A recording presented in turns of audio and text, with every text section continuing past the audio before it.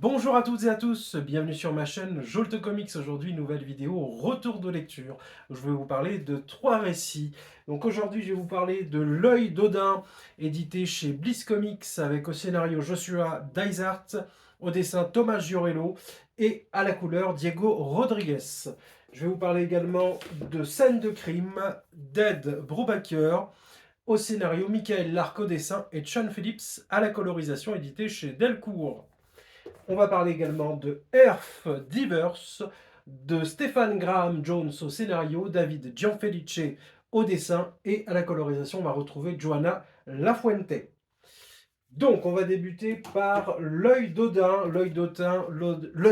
pardon, qui est un ouvrage qui est sorti chez Bliss Comics, un ouvrage qui fait partie du label Bad ID aux États-Unis, qui rassemble de nombreux auteurs, beaucoup d'anciens de la maison Valiant.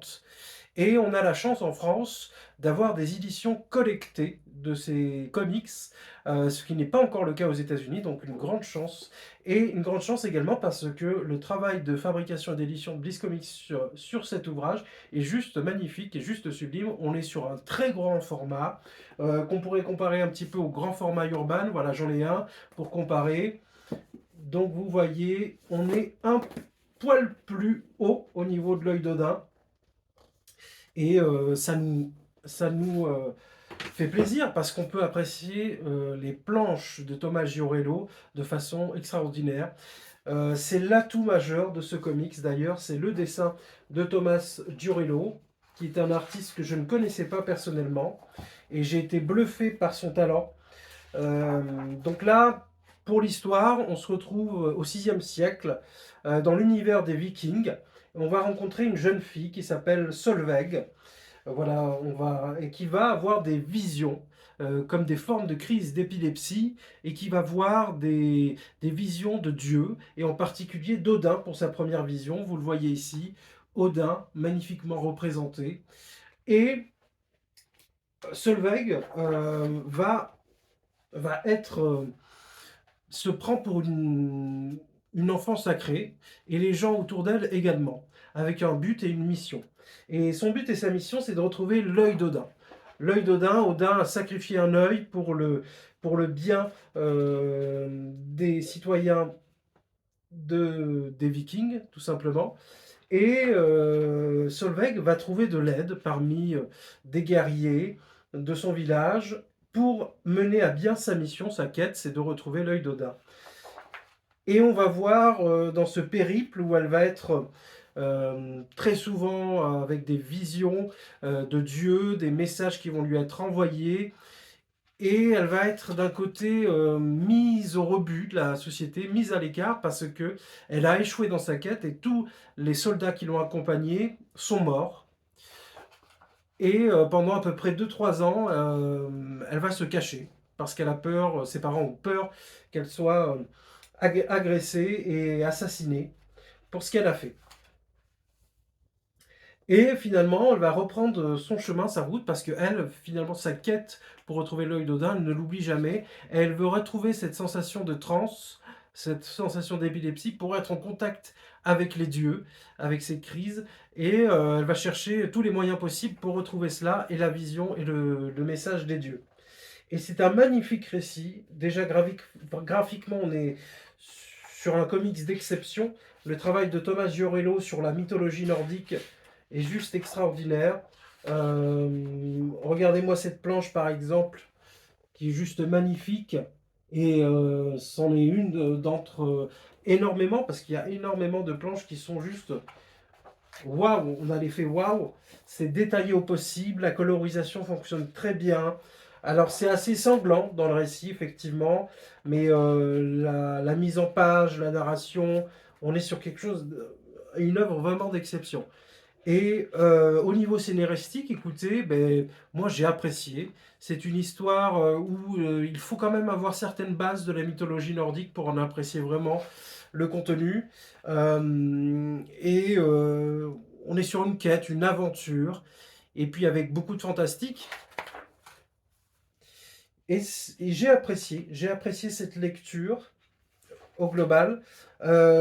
Sur la conclusion, sur la fin, ça amène quand même une forme de fin ouverte, donc on peut s'attendre à une suite, même si ce n'est pas encore annoncé.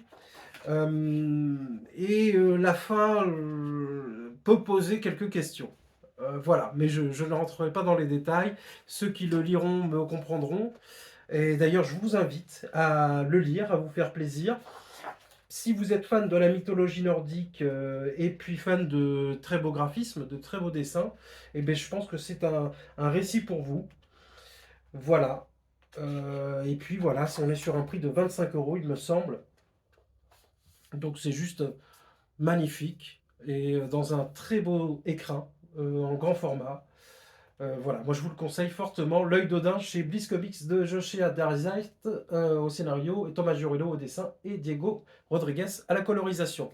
Un grand oui, une grande recommandation pour l'œil d'Odin. Ensuite, on va passer à Scène de crime de Ed Brubaker, Michael Lark et Sean Phillips. Donc, c'est un petit peu le galop d'essai, le récit qui a fait se rencontrer deux grands artistes qu'on connaît maintenant très bien. C'est Ed Brubaker et Sean Phillips. Sean Phillips œuvrait à la colorisation.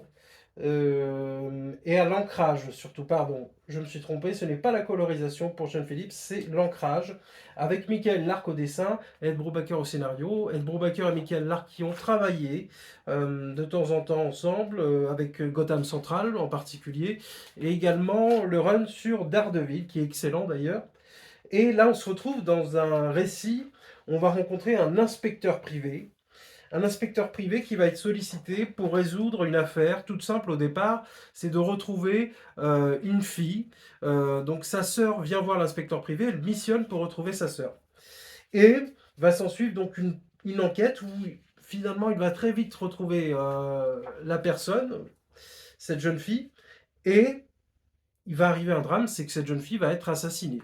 Donc on va rentrer un petit peu dans ces histoires de sectes, un petit peu hippie de l'époque des années 90, mais c'est des restants des années 60-70, des gens qui veulent retrouver encore cette période. Et également, on va voir des troubles familiaux, tout n'est pas clair. Et cette histoire qui débute par cette recherche et cet assassinat va finalement être d'une plus grande ampleur, plus on va avancer dans le récit. On va voir qu'il y a des gens importants qui se cachent derrière. Euh, c'est très bien ficelé. Alors c'est très, comme d'habitude avec Ed Brubaker, on a beaucoup de textes, hein, et moi j'aime bien, c'est une lecture, ben, c'est un pur polar. Et j'ai apprécié également le trait de Michael Lark. C'est très bien mené. Et j'ai retrouvé ben, le Ed Brubaker que j'aime beaucoup, le Ed Brubaker dans le polar pur, dans le polar noir, qui est toujours aussi excellent. Voilà, moi je vous le recommande. Si vous êtes fan d'Ed Brubaker, il faut l'avoir dans sa collection. C'est vraiment quelque chose qui est excellent. C'est un très bon récit. Donc une recommandation également pour Scène de crime chez Delcourt avec Ed Brubaker au scénario, Michael Lark au dessin et Sean Phillips à l'ancrage. Et on va terminer avec Earth Diverse. Donc chez Black River, voilà, c'est une sortie qui m'intéressait et Black River a eu la gentillesse de me l'envoyer. À mort Christophe Colomb, cette histoire finalement se passe dans le futur. Là, on est dans un futur dystopique où l'univers, la Terre est complètement laminée par des crises écologiques, par des crises guerrières. Et on va retrouver un petit clan d'Indiens, d'Indiens natifs d'Amérindiens natifs plutôt, qui restent ensemble et qui ont trouvé la solution pour voyager dans le temps. Et leur objectif, c'est de retourner dans le passé, en 1492, et d'assassiner Christophe Colomb. Alors ils ont trouvé une astuce, c'est que dans une grotte, ils peuvent voyager dans le temps. Et on va voir cette équipe se rassembler. Et c'est un jeune homme qui est un linguiste. Il connaît au moins une dizaine de langues dans sa poche, dont du latin, du grec, même des langages régionaux, du napolitain, de l'espagnol, etc. C'est vraiment un intellectuel. Et il va se donner la mission, lui, de tuer Christophe Colomb. Il va se faire passer pour un marin. Il va assassiner un marin et prendre sa place. Et puis très vite, ben, les matelots, ses équipiers vont voir qu'il n'est pas comme tout le monde et qu'il est très particulier.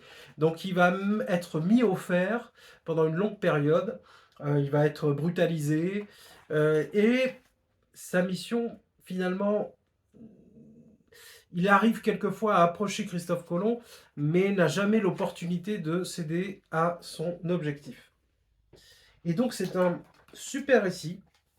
C'est un super récit déjà premièrement d'un point de vue graphique, parce que David Gianfelice apporte un travail, moi je trouve superbe, très détaillé. On a également une couleur qui est au diapason. L'histoire se tient bien, surtout dans la période où on est dans le passé, 1492. On voit un Christophe Colomb. Eh bien, écoutez, on le connaît, c'est un personnage historique, et là, ça y amène de la personnalité. Alors, bien sûr, c'est fictionnel, mais c'est très intéressant pour les gens qui aiment l'histoire avec un grand H. Moi, j'ai beaucoup apprécié. Alors, c'est vrai que quelquefois, il y a certaines. Voilà, c'est un peu brouillon, surtout sur la partie dans le futur.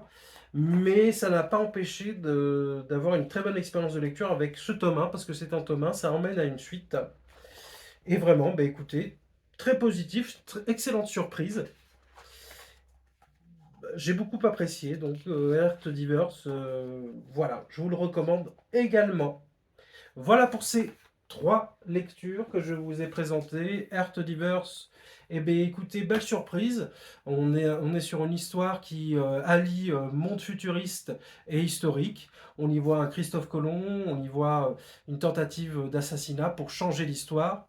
Eh bien c'est très positif, c'est très positif. J'ai beaucoup aimé.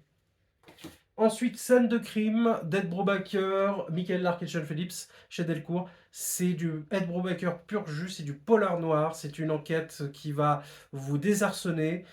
C'est une enquête qui, on pense des choses, mais finalement, on est loin du compte. Donc vraiment, un polar comme je les aime, d'Ed Brubaker, je vous le conseille fortement. Et le coup de cœur de la semaine pour terminer, c'est L'œil d'Odin.